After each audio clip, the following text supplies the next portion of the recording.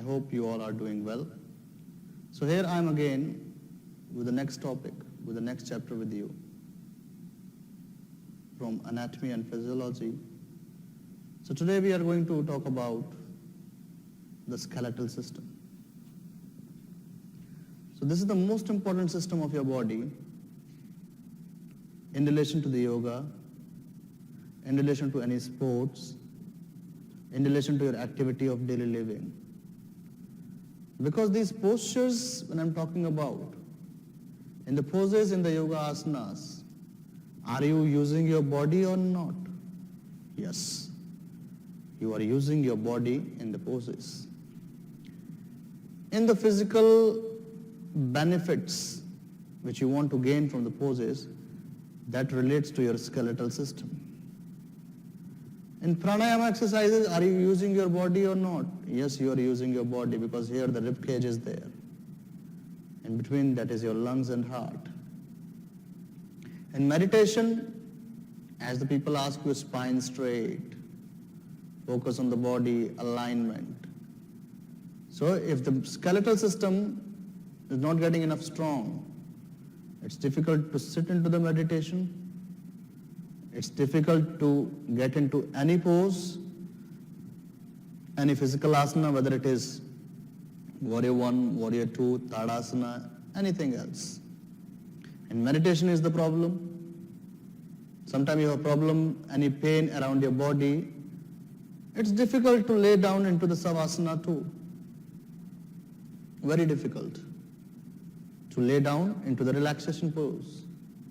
People say that relaxation pose, but you don't feel any relaxation at that relaxation pose because the skeletal system is not balanced. And that can affect a lot your each and every practices of your daily living. Whether you're working on your office, whether you are playing, whether you're playing or cuddling with your children's, your family members, the skeletal system is not functioning properly. The problem increases. And guys, I told you before also that we have a different skeletal system for everyone. So you could not say that one kind of practices or one type of poses can suit to each and every one. So problem is here with us that how to balance it, right? How to balance the skeletal system. What are the components that first you know about, then only you can correlate, then only you can differentiate. If you doesn't know about the skeletal system, it's very hard. Because we don't have to teach the yoga. So many yoga teachers are here. So many. If you see around yourself, so many yoga teachers. Here we are not to teach you, not to train you as a yoga teacher. Here we are to train you to become an actual yoga teacher, not only yoga teacher. The actual yoga teacher you want to become. That's what we are trying on our level best here. To give you the best to the best knowledge from the body, to the asanas, to the meditation, to the pranayama, to the philosophy that you can combine together and will gain the maximum benefits from these practices, my dear friends. The skeletal system is a beautifully designed system and it's simple too. And as a yoga teacher, if you have a good knowledge on the skeletal system, I can assure you that you can prevent 90% injuries with your students. And if there is no knowledge of the skeletal system, only the command has to be same and you will always try to push, pull, push, pull, push, pull to your students. And that's why the injuries come back again and again. Right? So this is the reason that the injury comes back again and again, again and again. So problem is here that how I have to find the balance. So when I'm talking about the skeletal system, I have a very beautiful attachment with this system because if you know about this system, and you try to gain more knowledge as much as you can find your practices will be changed, your teaching will be changed, and people will get maximum benefits from your practices from the first day of the class. So if the people come with the back pain, and next day 0.1% pain is getting reduced, that is your achievement. That is the quality of a good yoga teacher. If the people are not able to try that how to get balance with the different conditions, that can create more compression on your body. That can create more ill effects. The one day person comes to the body like, oh, less pain, another day, more pain, more pain, more pain, because you're just applying the same practices, the same level of practices. So here we can see that skeletal system. So skeletal system, guys, if I'm going to talk about that in details now, the introduction which we have discussed, why it is important, what are the advantages which we can take in relation to yoga practices. So let's talk about a little bit. First and foremost, we all are carrying the skeletal system. Wherever you are going, the skeletal system is with you. What are the functions of the skeletal system? You ever noticed that? What are the different functions of the skeletal system which I'm carrying every day with myself? So the function of the skeletal system, the different functions.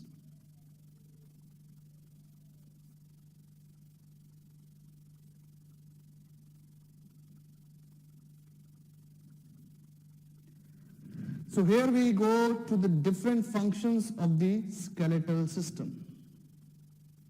The first and foremost, like if your skeletal system is aligned now, it gives me the one frame that fits my body, my bones into the one frame. Give me the alignment, isn't it? Give me the alignment, give me the support that I am able to stand. So it gives you the framework,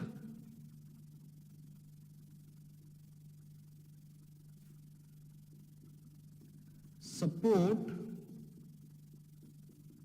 or what we say, alignment.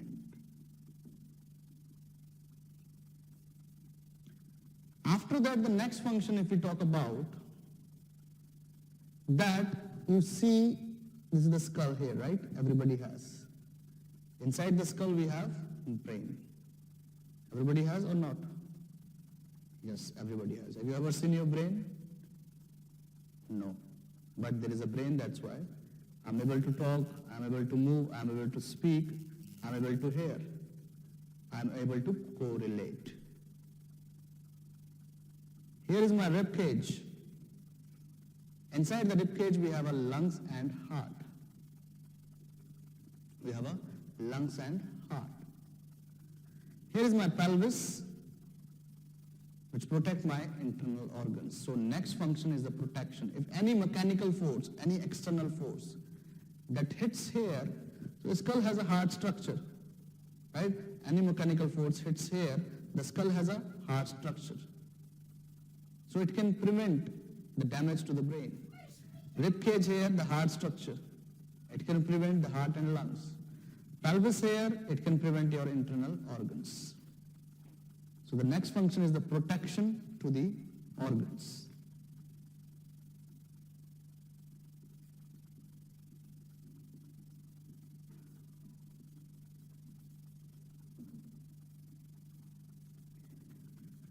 Then people say that movement or locomotion. Movement is this.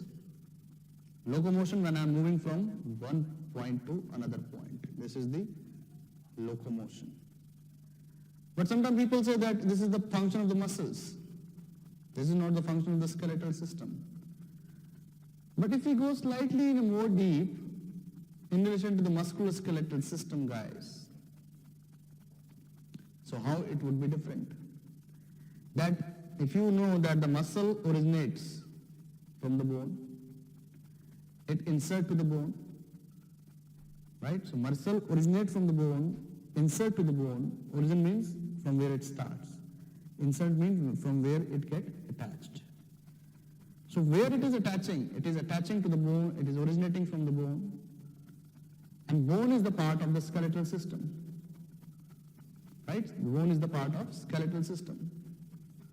So after the protection to the organs, guys, some people say that movement, locomotion, movement is I'm moving one joint here, right? Locomotion when I'm moving from one place to another place, that is the locomotion. So if we talk about that, some people say that the muscle is responsible for the movement. Yes, it is also right that muscle is responsible for the movement, but if we see from where the muscles get originated, muscle origin means the starting point, insertion means the finishing point. So muscle originates from the bone and insert to the bone. And as we all know that the bone is the part of the skeletal system. So the next function we can say that, what is the next function is that is bone and muscle in relation to each other in a synchronization, they work for the movement. So the next function we say that movement or locomotion.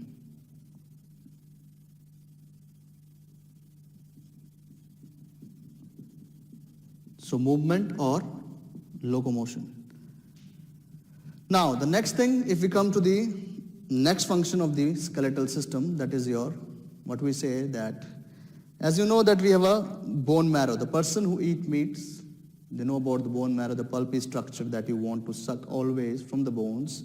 Inside the bones, same thing in the long bones in the human body. The long bones in the human body, we have a red bone marrow. We have a different bone marrows here. So that is responsible for the production of blood cells. And that blood cells that saves and that builds the immunity in our body to fight against the diseases. So the next function we can say that the production of blood cells.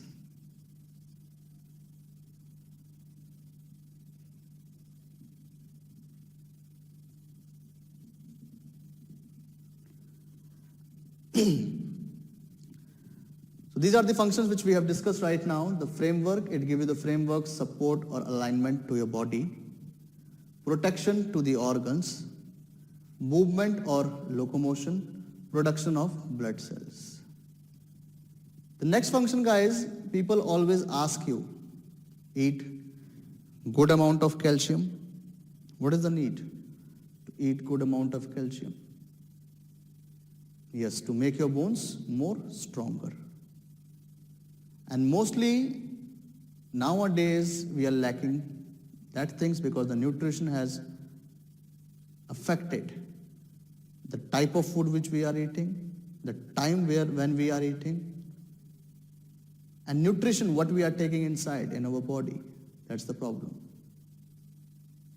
So mostly when we eat the calcium, so most of the calcium what does it stores. So where does it stores? It stores in your bones. So it acts as a reservoir for the storage. The bone, the skeletal system act as a reservoir for the storage of calcium and minerals. The person who is basically, we don't need only calcium. It has to be absorbed in our body.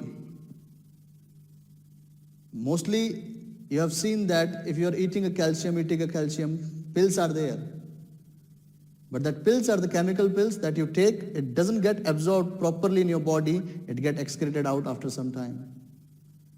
If this pill does work in your body, nobody will get older. Nobody will get older every time you feel that your muscles and the bones are very stronger.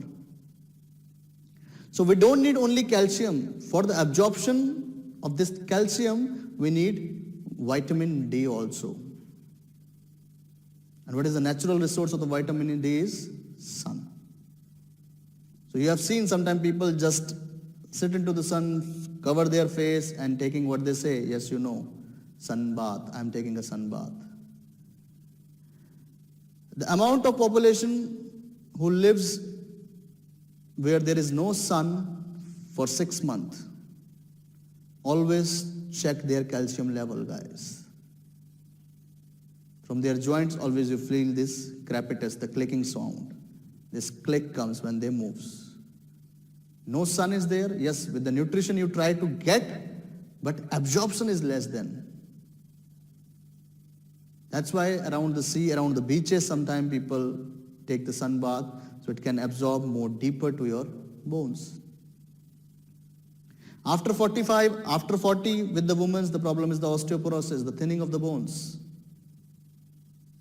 the lower level of calcium, right? The lower level of the calcium. Hormonal changes comes directly to the bones, and that affect and relates to the osteoporosis, the thinning of the bones, more prone for the fractures. If you have seen the Muslim women, basically, they always cover their whole body. As they go out, always cover. So there is no exposure of the sun to the bones. So researchers has proved that 50 to 60% of the Muslim women are more prone for osteoporosis after the age of 35 or 40. So that's why it's not only the nutrition which we get the natural resources from the sun of vitamin D to get absorb your calcium properly into the body.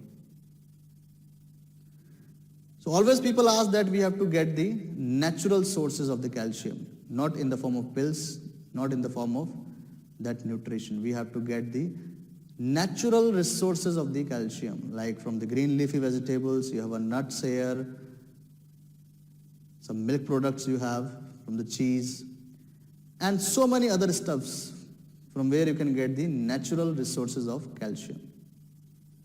So that's why we say that the nest function of the skeletal system, storage of